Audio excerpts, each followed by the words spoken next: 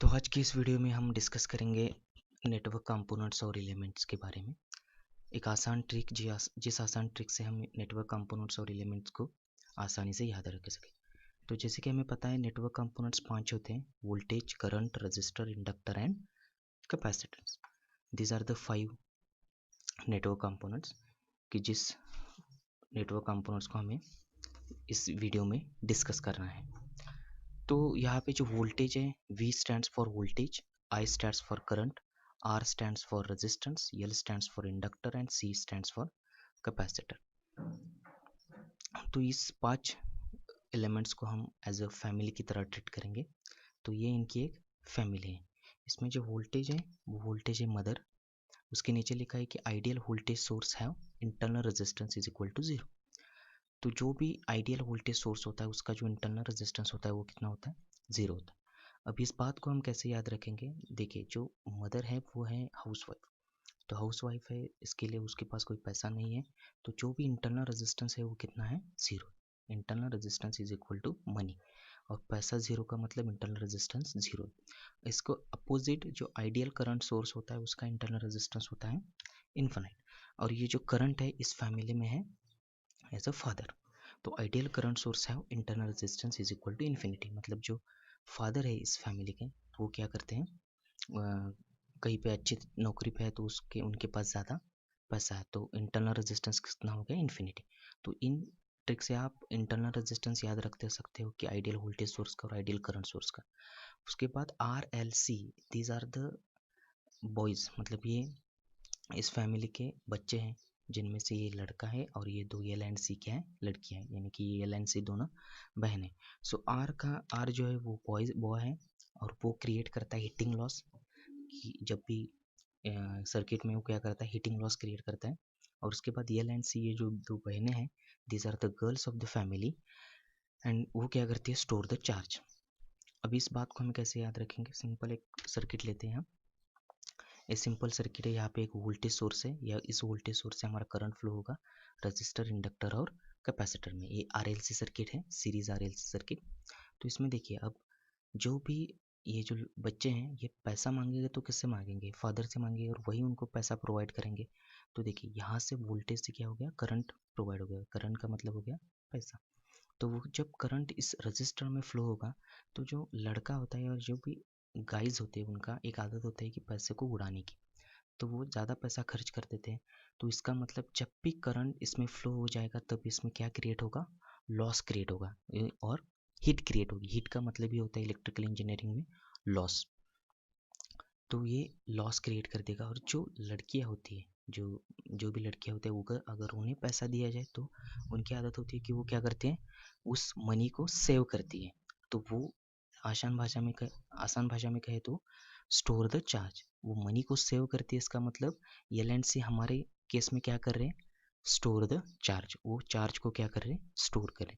अब इस सर्किट में हम देखेंगे, ये वोल्टेज है जिसका इंटरनल रेजिस्टेंस 0 है। जो करंट हमारी इस सर्किट में फ्लो हो रहा है, वो करंट अगर रजिस्टर में फ्लो हो तो वो हीटिंग क्रिएट कर देता है, अगर एल एंड सी में फ्लो हो तो वो चार्ज को स्टोर कर देते हैं। तो ये बेसिक फंडा है, और इस बेसिक ट्रिक से हम क्या कर सकते हैं? इन सारे कंपोनेंट्स को याद रख सकते हैं। अब हम वन बाय वन क्या करेंगे? डिस्कस करेंगे रजिस्टर के बारे में, इंडक्टर के बारे में और कैपेसिटर के बारे में। तो फर्स्ट इज द रजिस्टर। तो हम इस सीक्वेंस में डिस्कस करेंगे कि डेफिनेशन, उसके बाद रजिस्टर की डेफिनेशन क्या है, यूनिट क्या है, और उसका सिंबल क्या है। तो फर्स्ट डेफिनेशन है, resistor is an electronic component which provide the specific amount of opposition. Opposition का मतलब ये होता है resistance to the flow of current. Resistor एक इलेक्ट्रॉनिक कंपोनेंट है जो कि specific amount of opposition provide करता है फ्लो ऑफ करंट। जो भी सर्किट में करंट फ्लो हो रहा है उसको अपोज करने का काम कौन करता है? रेजिस्टेंस करता है। तो this is the simple electronic resistance, ये आपने देखा होगा। इस पे कलर कोडिंग है, इस कलर कोडिंग से हम इसकी वैल्यू पता कर सकते हैं। और ये सिंपल रजिस्टर है। उसके बाद इसका यूनिट क्या है? The value of resistor is called as a resistance and it is denoted by R. जो भी रजिस्टर की वैल्यू होती है उसे हम कहते हैं रेजिस्टेंस, और उसे आर से डिनोट किया जाता है। उसके बाद the unit of resistance is ohm. जो रजिस्टर का यूनिट है वो क्या है, ओम है। जैसे भी आप अगर कोई भी चीज़ खरीदने जाओ तो उसका एक स्पेसिफिक यूनिट होता है। जैसे आप शुगर खरीदने जाओ तो आप कहते हैं कि 1 किलो शुगर दे दीजिए, 5 किलो, तो उसका मतलब किलो उसका क्या हो गया, यूनिट हो गया। उसी तरह ओम रेजिस्टेंस का क्या है, यूनिट है। अब यहाँ पे एक न्यू वर्ड आया है, उसका ये है रेजिस्टेंस। तो रेजिस्टेंस क्या है हम डिस्कस करेंगे, एक प्रॉपर्टी होती है, हम नेक्स्ट स्लाइड में उसका डिस्कस करेंगे। उसके बाद इसका सिंबल देखिए, ये इसका सिंबल अगर इस तरह का सिंबल है तो इसका मतलब होता है कि फिक्स्ड रजिस्टर, मतलब जिस रजिस्टर की वैल्यू फिक्स्ड है। अगर आपको पता है कि ऐसा सिंबल है 1 किलो ओम रजिस्टर बताया, तो उसकी वो हमेशा 1 किलो ओम का ही रेजिस्टेंस प्रोवाइड कर देगा। और एक अलग टाइप का सिंबल होता है, उसको सेम सेम सिंबल होता है, उसी में सिर्फ एरो ऐड किया होता है। तो इसका मतलब है कि वेरिएबल रेजिस्टेंस। इसका मतलब है कि अगर 0 to 1 किलो ओम का रजिस्टर है तो ये रजिस्टर 0 से 1 किलो ओम का रजिस्टर दे सकता है, वेरी होता है। तो this is about the register. अब हम डिस्कस करेंगे रेजिस्टेंस। तो रेजिस्टेंस क्या है, resistance is the property of material. किसी भी मटेरियल की ये प्रॉपर्टी होती है, रेजिस्टेंस ये क्या होती है, किसी भी मटेरियल की एक प्रॉपर्टी है। Resistance of the material is defined as the opposition of flow of current. तो रेजिस्टेंस ऑफ द मटेरियल क्या डिफाइन करता है, as the opposition of flow of current, कि करंट को कितना अपोज करना है, ये किस पे डिसाइड होता है, मटेरियल की रेजिस्टेंस पे। इट इज मेजर्ड इन ओम। तो इसे मेजर किया जाता है ओम में। और एक मैथमेटिकल एक्सप्रेशन है R is equal to rho L by A, इससे हम रेजिस्टेंस कैलकुलेट कर सकते हैं। अगर कोई मटेरियल है, तो सपोज कॉपर का मटेरियल है, तो उसकी आपको रेजिस्टिविटी पता होनी चाहिए, उसकी लेंथ और एरिया, ये तीन चीज़ें अगर आपको पता होंगी तो उससे आप रेजिस्टेंस कैलकुलेट कर सकते हैं। यहाँ पे जो रो है इसका मतलब है रेजिस्टिविटी ऑफ द मटेरियल, और ये कांस्टेंट रहता है। एल का मतलब होता है length of the conductor in metre, and A का मतलब होता है area of the conductor in metre square. तो अगर आपकी किसी भी मटेरियल का रेजिस्टिविटी पता है, लेंथ पता है और एरिया पता है, तो उससे आप आराम से रेजिस्टेंस कैलकुलेट कर सकते हैं। और यहाँ पे देखिए रो का मतलब है resistivity of the material and it is always constant. को एक मटेरियल अगर कॉपर है तो कॉपर की रेजिस्टिविटी हमेशा सेम रहेगी, वो चाहे 1 मीटर का हो, 2 मीटर का हो, 3 मीटर का हो, या उसका एरिया चेंज हो जाए, लेकिन उसकी जो रेजिस्टिविटी होती है, एक कॉपर ले लिया तो उसकी रेजिस्टिविटी हमेशा कांस्टेंट रहेगी, उसका लेंथ एरिया चेंज हो जाए तो भी। तो ये रेजिस्टेंस जो वैरी करता है वो किस पे डिपेंड रहता है, एक तो लेंथ पे और दूसरा एरिया पे। सपोज अगर एक कॉपर का वायर है, एक 2 मीटर का है और एक 5 मीटर का है, दोनों का एरिया सेम है, रेजिस्टिविटी तो सेम ही होगी, क्योंकि दोनों मटेरियल कौन सा है, कॉपर का ही मटेरियल है, तो रेजिस्टिविटी सेम रहेगी, एरिया भी उन दोनों का सेम है, लेकिन लेंथ चेंज है, एक का 2 मीटर है और एक का 5 मीटर है। तो जो रेजिस्टेंस ज़्यादा होगा वो किसका ज़्यादा होगा, 5 मीटर का, क्योंकि 5 मीटर की लेंथ ज़्यादा है, और resistance is directly proportional to length. Resistance किस पे डिपेंड है, लेंथ पे डिपेंड है। और जो रेजिस्टेंस होता है वो किसी भी मटेरियल की एक प्रॉपर्टी होती है। जैसे अपने एग्जांपल लेने के लिए एक बाइक है, तो बाइक होगी रजिस्टर, मतलब वो कंपोनेंट होगा, और स्पीड जो है बाइक की स्पीड है वो उसकी प्रॉपर्टी है। तो रेजिस्टेंस रजिस्टर की प्रॉपर्टी है। तो this is about the register and register. उसके बाद हम डिस्कस करेंगे कैपेसिटेंस। तो कैपेसिटर में सेम सीक्वेंस में हम डिस्कस करेंगे, एक तो पहला डेफिनेशन, यूनिट एंड सिंबल। जो कैपेसिटर की डेफिनेशन है वो कहती है कि capacitor consist of two parallel conducting plates separated by insulating material. Capacitor जो होता है वो दो पैरेलल कंडक्टिंग प्लेट्स का बना होता है और उसे सेपरेट किया जाता है किसी भी इंसुलेटिंग मटेरियल से। कंडक्टिंग प्लेट्स का मतलब होता है कि कंडक्टिंग का मतलब होता है कि जिस मटेरियल में करंट फ्लो हो सकता है, ऐसे मटेरियल्स को हम क्या कहते हैं, कंडक्टिंग मटेरियल्स। और इंसुलेटिंग मटेरियल्स किसे कहा जाता है, जिसमें करंट फ्लो नहीं हो सकता या जो बहुत ज़्यादा रेजिस्टेंस ऑफर करते हैं करंट को, उन सारे मटेरियल्स को हम क्या कहते हैं, इंसुलेटिंग मटेरियल। तो ये सिंपल कंस्ट्रक्शन है कैपेसिटर का। इसमें देखिए ये जो प्लेट है वो है कंडक्टिंग प्लेट, ये दो कंडक्टिंग प्लेट्स हैं, एक पॉजिटिव चार्ज से और एक नेगेटिव चार्ज से, और ये दो लीड्स निकाले जिससे हम सर्किट को या कैपेसिटर को कनेक्ट कर सकते हैं। और इन दो कंडक्टिंग प्लेट्स को हमने सेपरेट किया है एक डाइलेक्ट्रिक मटेरियल से। डाइलेक्ट्रिक मटेरियल का ही इंसुलेटिंग मटेरियल का ही दूसरा नाम डाइलेक्ट्रिक है, इंसुलेटिंग मटेरियल को ही हम क्या कह सकते हैं, डाइलेक्ट्रिक मटेरियल। तो ये dielectric material mica, paper, air, जो भी इंसुलेटिंग मटेरियल्स है इसमें हम यूज़ करते हैं। तो this is the simple construction of capacitor. अब जो यूनिट है कैपेसिटर का, the value of capacitor is called as capacitance and it is denoted by C. जो भी कैपेसिटर के वैल्यू होते हैं हम उसे डिनोट करते हैं एज अ कैपेसिटेंस, और जो यूनिट ऑफ कैपेसिटेंस है वो क्या है, फैरेड। जैसे रजिस्टर की वैल्यू हम कहते थे रेजिस्टेंस, वैसे ही कैपेसिटर की वैल्यू को हम क्या कहते हैं, कैपेसिटेंस। और जो भी यूनिट है कैपेसिटेंस का उसे कहते हैं फैरेड, फैरेड से उसे डिनोट किया जाता है।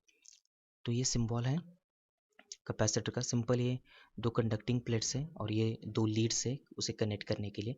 ये जो सिंबल है वो फिक्स्ड कैपेसिटर का सिंबल है, और इसमें अगर एरो को ऐड कर दिए जाए तो वो हो गया variable capacitor. So this is about the capacitor. इसके बाद हम डिस्कस करेंगे अब कैपेसिटेंस। तो कैपेसिटेंस क्या होता है, the ability of storing electrical energy और the ability of storing charge is known as a capacitance. Electrical energy को स्टोर करने की एबिलिटी या इलेक्ट्रिकल चार्ज को स्टोर करने की एबिलिटी जिसमें होती है उसे हम क्या कहते हैं, कैपेसिटेंस। इसकी और एक डेफिनेशन है, वो डेफिनेशन कहती है कि capacitance is defined as the amount of charge is required to develop a 1 volt potential difference between its plate। Capacitance की जो दूसरी डेफिनेशन है उसके वो कहती है कि कितने अमाउंट का चार्ज चाहिए आपको, कितने अमाउंट का चार्ज रिक्वायर्ड है डेवलप करने के लिए 1 volt potential difference between its plate. जो भी दो कंडक्टिंग प्लेट्स हमने देखे थे उस कंडक्टिंग प्लेट में 1 वोल्ट पोटेंशियल डिफरेंस क्रिएट करने के लिए हमें कितने चार्ज की ज़रूरत है, उसे हम क्या कह सकते हैं, कैपेसिटेंस। अब इस डेफिनेशन को समझने के लिए हम सिंपल मैथमेटिकल एक्सप्रेशन ले लेंगे। उसका है C is equal to Q divide by V. C is equal to capacitance is equal to Q divide by V. इसका मतलब कि Q का मतलब है charge in coulombs and V का मतलब है वोल्टेज इन वोल्ट्स, और ये C है कैपेसिटेंस। तो यहाँ पे C is equal to capacitance, V is equal to charge, और Q is equal to charge and V is equal to voltage. तो हमें कितने अमाउंट का चार्ज चाहिए यहाँ पे 1 वोल्ट पोटेंशियल क्रिएट करने के लिए, उसके बाद हमें क्या मिलेगा, कैपेसिटेंस। अब यहाँ पे सिंपल एग्जांपल ले लेते हैं। 1 कूलम का चार्ज है डिवाइड बाय 1 वोल्ट का वोल्टेज है, तो 1 coulomb divide by 1 volt is equal to क्या हो गया, 1 farad capacitance. So this is the simple. और एक इसका मैथमेटिकल एक्सप्रेशन है, उसका मतलब वो है C is equal to epsilon A divide by D। तो यहाँ पे जो इप्सिलॉन है, इप्सिलॉन मतलब परमिटिविटी ऑफ डाइलेक्ट्रिक, ए का मतलब है common cross sectional area between the electrodes in metre square. जो भी दो हमने इलेक्ट्रोड्स लिए थे या दो कंडक्टिंग प्लेट्स लिए थे उसके बीच का जो कॉमन एरिया है वो क्रॉस सेक्शनल एरिया हमें देखना है। उसके बाद D is equal to distance between electrodes. जो भी उसके जो दो इलेक्ट्रोड्स है उन दोनों इलेक्ट्रोड्स के बीच का जो डिस्टेंस है उसे हमें मीटर में कैलकुलेट करना है। तो ये अगर तीन चीज़ें आपको पता होंगी तो उससे आप क्या फाइंड आउट कर सकते हैं, capacitance of the material find out कर सकते हैं। यहाँ पे एक वर्ड आया परमिटिविटी, तो परमिटिविटी का मीनिंग होता है the ability of a substance to store electrical energy in an electrical field. जो भी डाइलेक्ट्रिक मटेरियल हमने यूज़ किया है उस दो कंडक्टिंग प्लेट्स के बीच में, उस डाइलेक्ट्रिक मटेरियल की एबिलिटी कितनी है इलेक्ट्रिकल एनर्जी को स्टोर करने की, तो उस एबिलिटी को कहा जाता है परमिटिविटी। तो वो परमिटिविटी ऑफ डाइलेक्ट्रिक मटेरियल अलग अलग होती है, हर मटेरियल की अलग होती है परमिटिविटी। तो अगर आपको परमिटिविटी उस डाइलेक्ट्रिक की पता है, अगर आपने माइका यूज़ किया तो माइका की अगर आपको परमिटिविटी पता है, उसके बाद जो दो कंडक्टिंग प्लेट्स है उसके बीच का क्रॉस सेक्शनल एरिया पता है, और वो दो कंडक्टिंग प्लेट्स का अगर डिस्टेंस पता है तो उससे आप क्या फाइंड आउट कर सकते हैं, कैपेसिटेंस। तो इसमें इंपॉर्टेंट चीज़ है कि कैपेसिटर क्या करता है, इलेक्ट्रिकल चार्ज को स्टोर करता है, और उसका जो यूनिट है वो यूनिट क्या है, फैरेड है। उसके बाद हम डिस्कस करेंगे इंडक्टर। इंडक्टर में भी same definition, unit and symbol से डिस्कशन करेंगे। तो पहले हम देखेंगे डेफिनेशन। तो डेफिनेशन हमें कहती है कि inductor is nothing but a coil. Inductor कोई नहीं, इंडक्टर एक कॉइल है that stores energy in a magnetic field when electrical current flows through it. और ये जो इंडक्टर है वो इंडक्टर स्टोर एनर्जी को कब स्टोर करता है, इन मैग्नेटिक फील्ड के फॉर्म में स्टोर करता है, और कब, जब electrical current flows through it, जब भी उसमें इलेक्ट्रिकल करंट क्या होता है, फ्लो होता है। So basically an inductor in a conducting wire wound on a insulator. तो बेसिकली इंडक्टर है क्या, तो कोई एक इंसुलेटर पे अगर आपने कंडक्टिंग वायर को वाउंड किया तो उसे हम क्या कहते हैं, इंडक्टर। ये सिंपल कंस्ट्रक्शन है इंडक्टर का। ये देखिए ये है इंसुलेटर, और इस इंसुलेटर पे हमने क्या किया है, एक कंडक्टिंग वायर को वाउंड किया है। तो इसे क्या कहते हैं हम, इंडक्टर कहते हैं। तो ये सारे इंडक्टर के ही डायग्राम्स हैं। तो उसके बाद हम यूनिट डिस्कस करेंगे। जैसे रजिस्टर का जो वैल्यू होती थी वो हम रेजिस्टेंस पकड़ते थे, कैपेसिटर की वैल्यू को कैपेसिटेंस, उसी तरह इंडक्टर की वैल्यू को हम क्या पकड़ते हैं, inductance, and it is denoted by L, उसे डिनोट किया जाता है एल से। जो भी यूनिट है, unit of inductance is Henry, उसे हेनरी में मेजर किया जाता है। उसके बाद सिंबल देखिए, ये सिंबल सिंपल कॉइल की तरह एक सिंबल है, इसे हम इंडक्टर कहते हैं, ये फिक्स्ड इंडक्टर का सिंबल है। और उसके बाद ये वेरिएबल इंडक्टर का सिंबल है। सो this is about the inductor. Inductor basically energy को स्टोर करता है इन मैग्नेटिक फील्ड, कब, जब उसमें इलेक्ट्रिकल करंट फ्लो होता है। उसके बाद हम डिस्कस करेंगे अबाउट द इंडक्टेंस। तो इंडक्टेंस क्या है, the value of inductor is called as inductance, जो भी इंडक्टर की वैल्यू है इसे हम कहते हैं कि इंडक्टेंस। इसके बाद ये सिंपल एग्जांपल है, ये देखिए यहाँ पे एक हमने एक कोर लिया है, और इस कोर पे हमने क्या किया है, एक कंडक्टिंग वायर से वाउंड किया है। तो जो भी इंडक्टर का formula L is equal to mu N square A divide by L. यहाँ पे जो म्यू है, म्यू का मतलब है permeability of the core, N मतलब number of turns of the coil, A का मतलब है area, cross sectional area of the core in metre square, और जो यल है, यल जो है length of the core in metre. तो यहाँ पे जो परमीबिलिटी ऑफ द कोर क्या होती है, परमेबिलिटी का मीनिंग है permission to flow of flux. ये जो कोर है, ये कितना परमिशन देती है फ्लक्स को फ्लो होने के लिए, तो उसे हम क्या कहते हैं, परमेबिलिटी ऑफ द मटेरियल। तो उसका formula mu is equal to mu naught into mu R. जो म्यू नॉट है, म्यू नॉट की वैल्यू कांस्टेंट होती है, which is equal to 4 pi into 10⁻⁻²। और जो रिलेटिव परमेबिलिटी होती है वो मटेरियल के हिसाब से चेंज होती है। जैसे यहाँ पे मैंने पकड़ी है एयर की, तो एयर की रिलेटिव परमेबिलिटी होती है 1।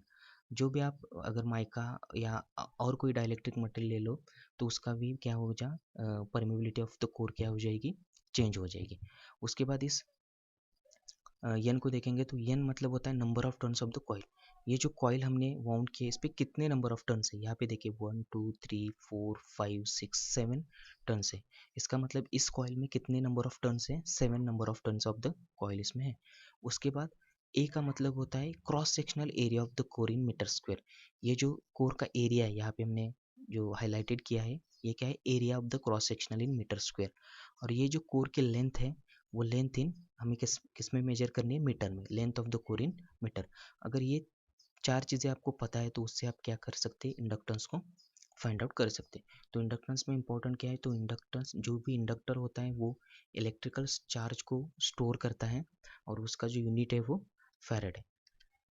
सो this is about the network components and elements. इससे आप इजी से आसानी से इन सारे कंपोनेंट्स को याद रख सकते हो। I hope you like this video. Thank you.